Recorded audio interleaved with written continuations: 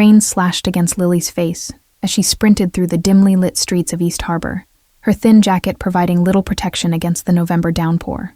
The diner name tag still pinned to her chest caught the occasional flicker of streetlights as she ran, lungs burning with each desperate breath. She'd found him huddled against the wall outside the 24-hour pharmacy, a small figure in expensive clothes completely soaked through, lips turning an alarming shade of blue. The wheezing sound from his chest had sent ice through her veins. She recognized an asthma attack when she heard one. The boy couldn't speak, just clutched a waterlogged phone in his trembling hand, screen cracked, but still showing his home address on the emergency medical ID. When he'd pointed weakly at it, Lily hadn't hesitated, scooping his slight frame into her arms despite her own exhaustion after a 12-hour shift.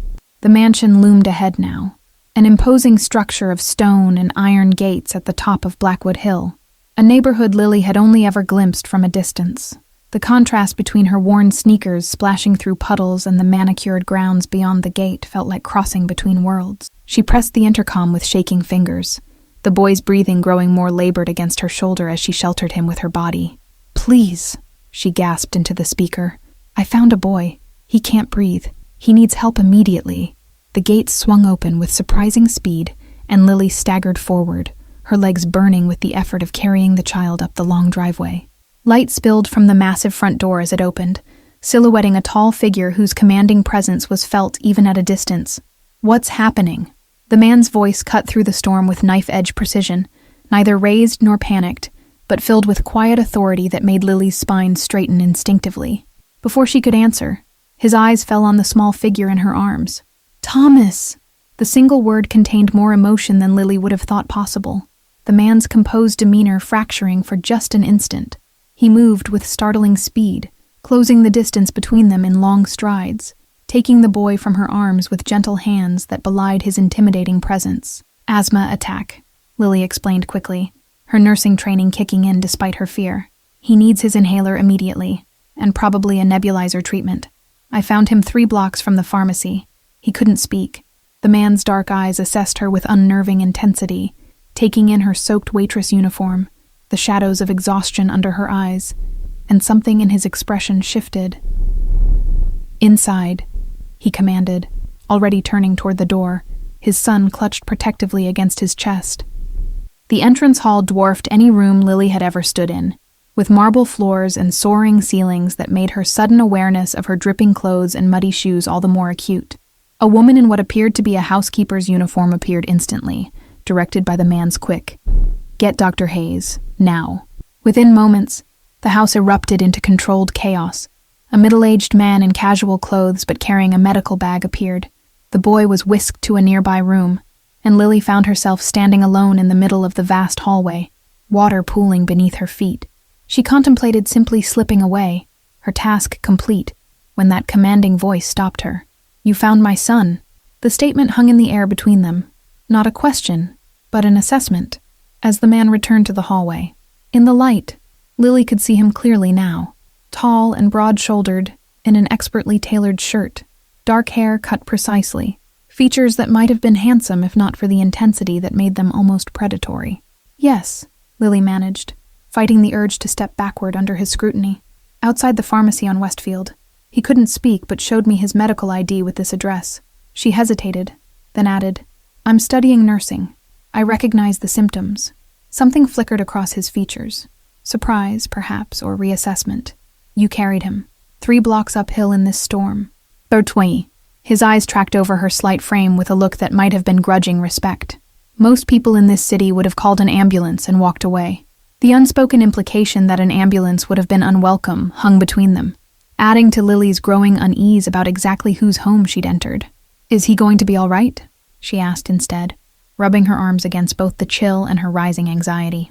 "Dr. Hayes is with him," he replied, which wasn't exactly an answer.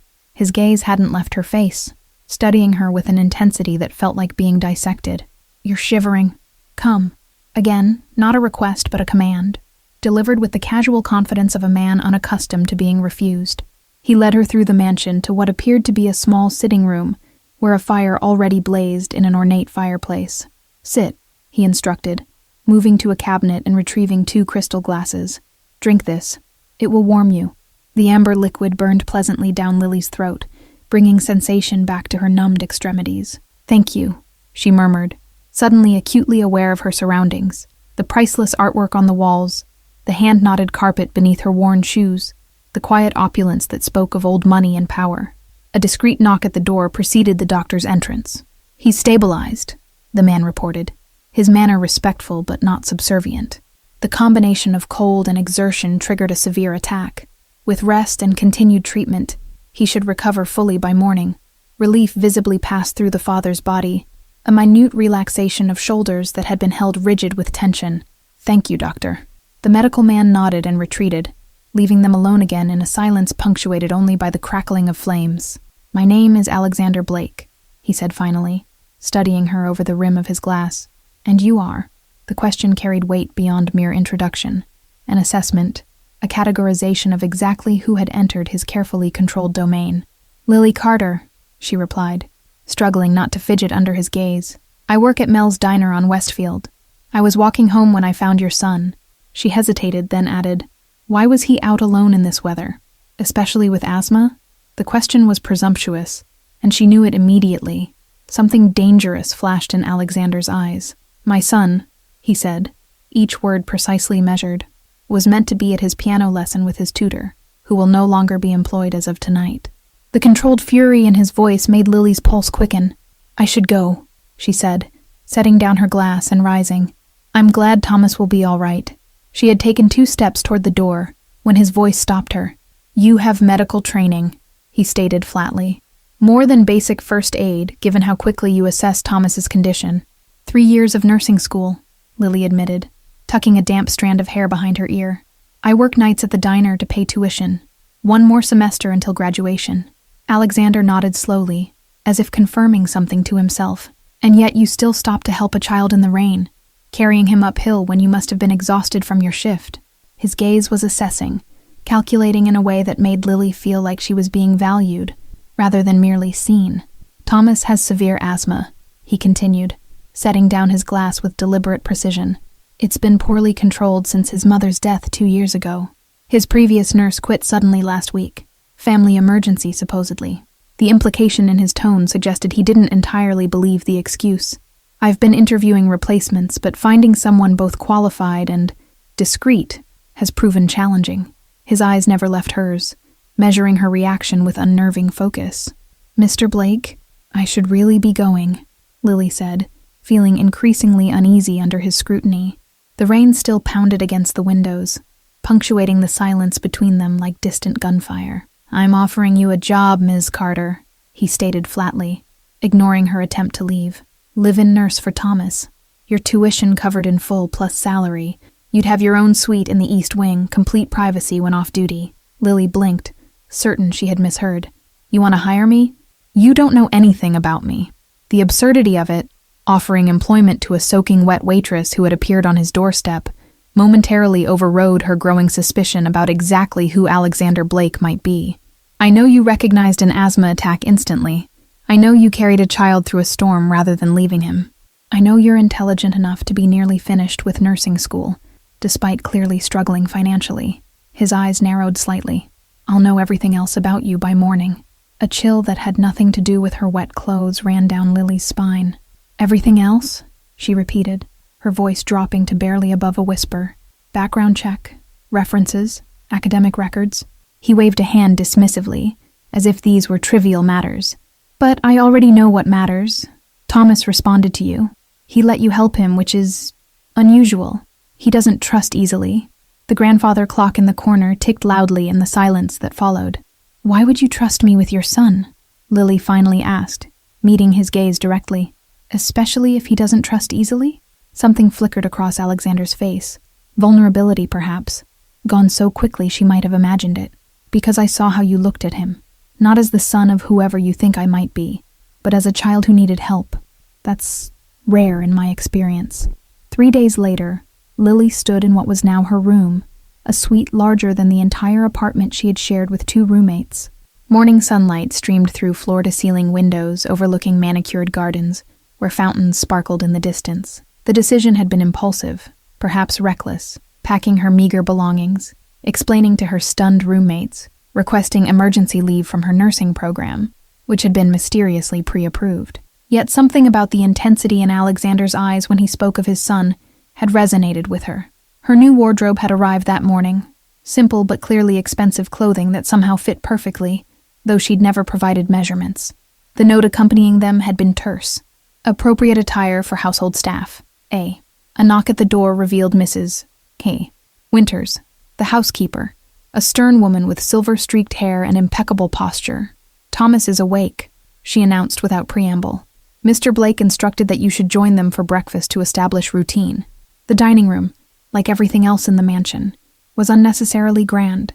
A table that could seat 20 dominated the space, though only 2 places were set at one end. Thomas sat quietly, thin shoulders hunched beneath expensive pajamas, pushing eggs around his plate with obvious disinterest. "Good morning," Lily said gently, taking the seat across from him. The boy's eyes flickered up briefly, dark like his father's but lacking the intensity, filled instead with a wariness that seemed inappropriate for an 8-year-old. Alexander entered a moment later, already dressed in what appeared to be a bespoke suit despite the early hour. "Thomas," he said, his tone noticeably softer than Lily had heard him use with anyone else. "This is Miss Carter. She'll be helping manage your asthma and staying with us for a while." The boy nodded without looking up, his silence stretching uncomfortably, until Alexander continued. "She's the one who found you in the storm. She carried you all the way home." This finally provoked a reaction. Thomas glanced up, studying Lily with newfound curiosity. "You didn't call the ambulance?" he asked, his voice surprisingly clear despite his recent attack. "I thought it would be faster to bring you home," Lily answered honestly, noting how both father and son seemed to tense at the mention of emergency services. "And I could tell you needed help right away." Throughout breakfast, Lily observed the dynamics between father and son. Alexander's obvious concern masked behind formality, Thomas's quiet compliance tinged with something like resignation. Conversation was minimal, functional rather than warm, as if neither knew quite how to bridge the gap between them. Later, as she followed Thomas to his room to establish his medication routine, Lily noticed details she'd been too overwhelmed to see the night of the storm. Security cameras discreetly positioned at every corner, men in suits who weren't quite butler or household staff patrolling the grounds, reinforced windows despite the estate's remote location. "Your father seems very concerned about security," she commented casually, as she checked Thomas's peak flow meter readings, recording them in the chart Dr. Hayes had provided. The boy's expression remained carefully neutral. "People want to hurt Papa sometimes," he said matter-of-factly, as if discussing the weather. "That's why I'm not supposed to be alone outside." 2 weeks into her new position, Lily had established a routine that centered entirely around Thomas's care. The boy was quiet but intelligent, obediently following her medical instructions, while revealing almost nothing of himself in their interactions. "Have you always had asthma?" Lily asked one afternoon as they walked the perimeter of the garden, a daily exercise regimen she'd implemented to improve his lung capacity. Security personnel maintained a discreet distance, visible but never intrusive. Thomas shook his head, eyes fixed on the path ahead. "It started after Mom died," he said quietly. "Papa took me to many doctors. They said sometimes stress can make your body sick." The simple explanation contained volumes of unspoken trauma. Lily resisted the urge to press further, instead choosing another approach. "I lost my dad when I was 11, she offered. "For a whole year after, I had these horrible headaches that no one could explain." Something shifted in the boy's expression. Not quite connection, but recognition. "Did they ever stop?" he asked, genuine curiosity breaking through his usual reserve. "They did. Once I stopped trying so hard to be perfect for my mom," Lily admitted. "I thought if I was perfect, she wouldn't be sad about Dad anymore. But trying to be perfect all the time just made me sick." Thomas's steps slowed, his eyes suddenly intent on hers. "I try to be perfect for Papa," he whispered, as if confessing a secret. "I don't want him to be alone if I get sick like Mom did." The revelation struck Lily like a physical blow. This child wasn't just dealing with the loss of his mother, but carrying the impossible burden of believing he needed to protect his father from further loss. "Thomas, your mother's illness wasn't because of anything she did or didn't do," Lily said carefully, kneeling to meet his eye level. "And your asthma isn't your fault either. No one expects you to be perfect." The boy's expression suggested profound skepticism. "Papa needs everything perfect. That's what Uncle James says. That's why everyone is afraid of him." Before Lily could respond to this troubling statement, Alexander appeared on the garden path ahead, emerging from what appeared to be a heated discussion with two men in suits. His face transformed instantly upon seeing Thomas, the hardness melting into something almost gentle. "Papa," Thomas called, the first display of genuine childlike enthusiasm Lily had witnessed from him. He ran toward his father, who swept him up with surprising tenderness. The contrast between this gentleness and the intimidating figure he presented to others striking Lily anew. "How is your breathing today?" Alexander asked, setting his son down, but keeping a hand protectively on his shoulder. His eyes briefly met Lily's over Thomas's head, carrying an unspoken question. "Better," she responded to his silent inquiry. "Peak flow readings are up 15% since I started him on the new medication schedule, and the daily walks are helping build stamina." Something like approval flickered across Alexander's features. "Good. Thomas, Mrs. Winters has prepared your lunch. Go inside while I speak with Ms. Carter." Once Thomas had disappeared inside, Alexander's demeanor shifted, the warmth replaced by the calculating intensity Lily had come to recognize as his default state. "There's been a security concern," he stated without preamble. "Is Thomas in danger?" Lily asked immediately, her protective instincts flaring. In just 2 weeks, she'd grown unexpectedly attached to the solemn little boy with old eyes. Alexander studied her reaction with interest before answering. "Not directly, but precautions are being increased. You'll notice more security personnel. Do not take Thomas outside the perimeter fence under any circumstances." The implication hung heavily between them, that someone might use Thomas to get to his father. "He told me people sometimes want to hurt you," Lily ventured, watching Alexander's face carefully. His expression hardened. "My business creates rivals. Thomas shouldn't concern himself with such matters." The deliberate vagueness only confirmed Lily's growing suspicions about exactly what kind of business Alexander Blake conducted. She chose her next words carefully. "Thomas believes his asthma developed because of stress after his mother died, that he needs to be perfect to protect you from being alone if he gets sick like Mom did." Something raw flashed across Alexander's face. Grief, perhaps, or anger, gone so quickly Lily might have imagined it. "His mother had leukemia," he said, voice tightly controlled. "It was diagnosed too late for effective treatment." The controlled precision of his speech couldn't quite mask the underlying pain. Thomas was with her when she collapsed at home. The doctors believe witnessing that trauma triggered his first attack. Lily absorbed this information, understanding better now the fear she sometimes glimpsed in Thomas's eyes. "He's carrying a heavy burden for an 8-year-old, trying to be perfect to keep you from being hurt again." Alexander's jaw tightened visibly. "I never asked that of him." The words carried defensive heat, rare emotion breaking through his usual control. "Children often assign themselves impossible tasks in the face of loss," Lily said gently, "especially when they don't understand what's happening. He needs to know his asthma isn't his failure to be perfect." Alexander stared at her for a long moment, something shifting in his gaze. "You speak as if from experience," he observed, the statement carrying a question. "My father's death was sudden. Car accident," Lily admitted. "I convinced myself if I was perfect enough, I could prevent anything bad from happening to my mom, too. It took years to understand I couldn't control everything." 3 days later, the mansion hummed with tense energy. Security had doubled overnight. Dark-suited men with earpieces positioned at every entrance, their watchful gazes following Lily's movements with barely disguised suspicion. "What's happening?" she asked Mrs. Winters as they passed in the hallway. The older woman's usually composed face lined with worry. "Business matters," the housekeeper replied stiffly, her eyes darting to the security camera above them. "Mr. Blake has instructed that Thomas should remain in the East Wing today. His piano lesson has been canceled." Thomas seemed to absorb the tension like a sponge, his breathing growing increasingly labored throughout the morning, despite Lily's best efforts to maintain normalcy. "Why can't I see Papa today?" he asked repeatedly, his anxiety manifesting physically as his airways constricted. "Your father is very busy," Lily explained, administering his inhaler for the 3rd time in 2 hours. "Let's focus on your breathing exercises, okay? In through your nose, count to 4.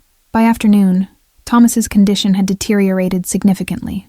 His peak flow readings had dropped to dangerous levels, his skin taking on a grayish tinge as he struggled for air.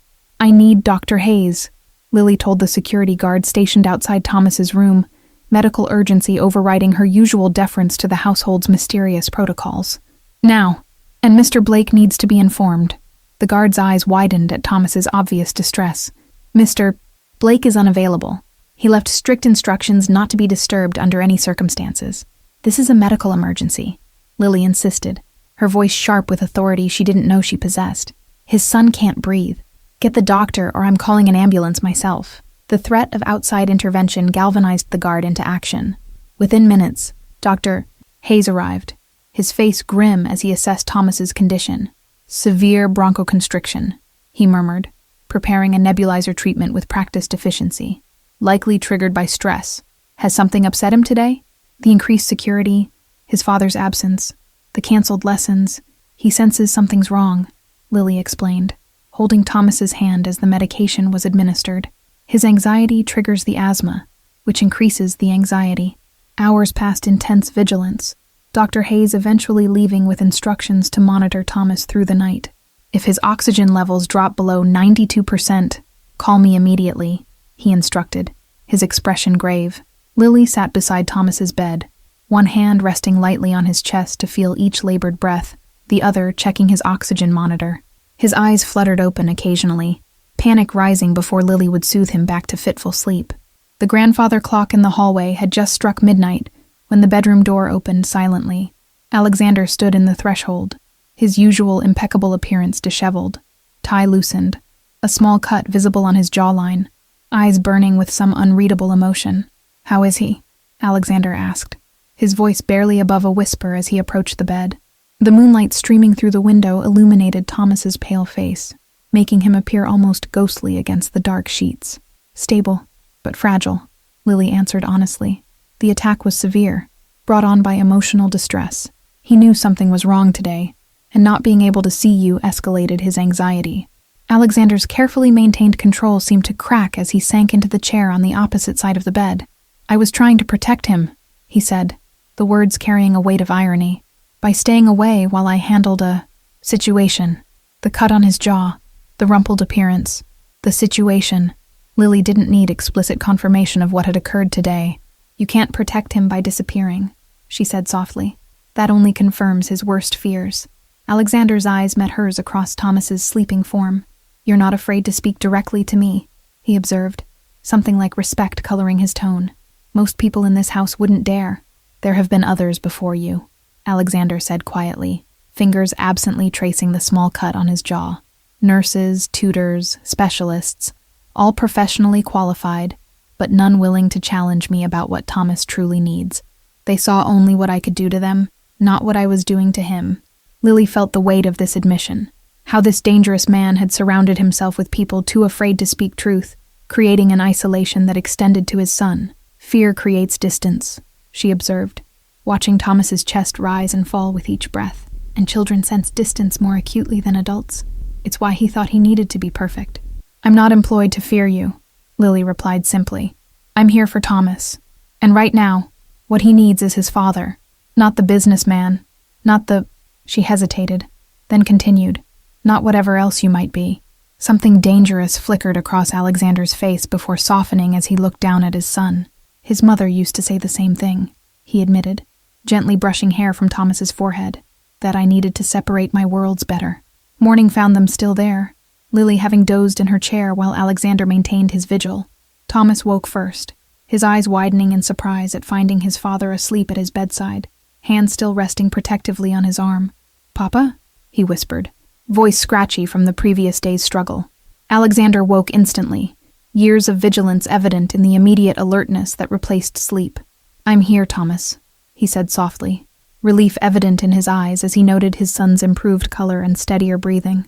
"I'm sorry I wasn't here yesterday when you needed me."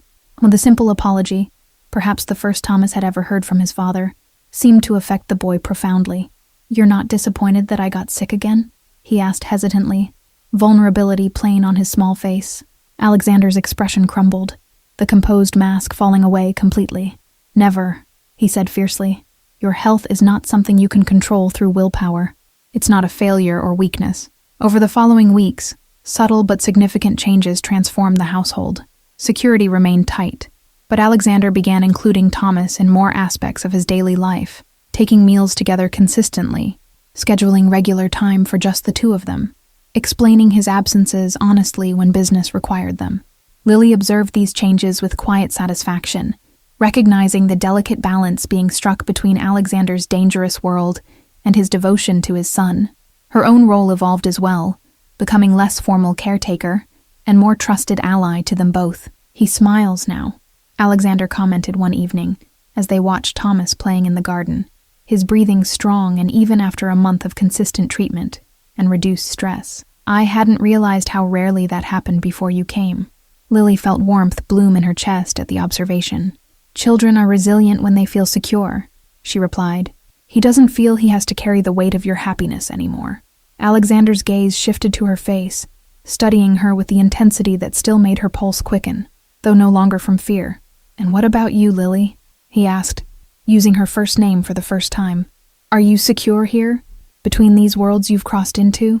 The question contained multitudes: acknowledgement of his dangerous life, recognition of her choice to remain, despite learning the truth, perhaps even something more personal, that neither had dared voice directly. "I came here because a child needed help," she answered carefully, meeting his gaze. "I stayed because 2 people needed healing, one from asthma, the other from isolation. I'm exactly where I choose to be." Thank you all for following this story.